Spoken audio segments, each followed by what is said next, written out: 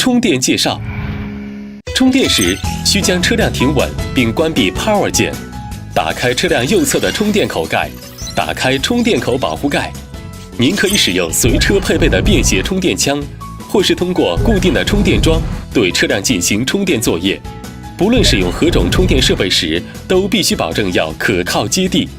当使用便携充电枪充电时，需将线缆的三角插头插入16安插座中，然后将充电枪插入车辆充电口。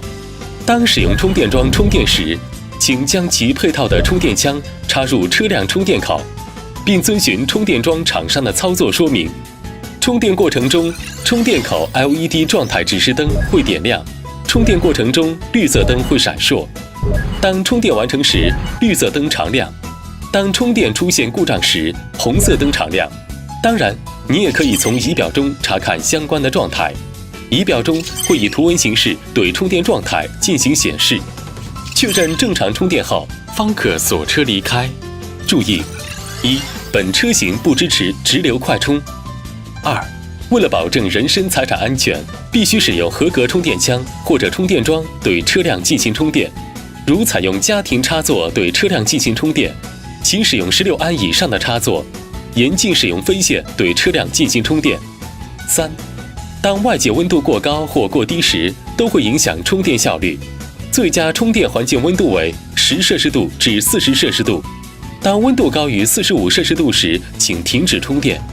当外界温度降至0摄氏度以下时，请在室内环境下进行充电作业。4. 为了人身安全，请避免在雨中进行充电作业。如果遇到雷雨、风暴等极端天气时，建议停止充电作业。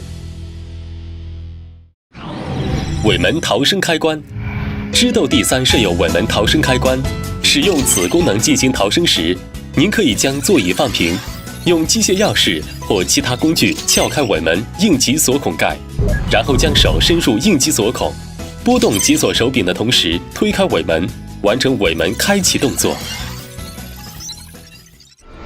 知豆，城市微型纯电动车，改变生活，改变出行。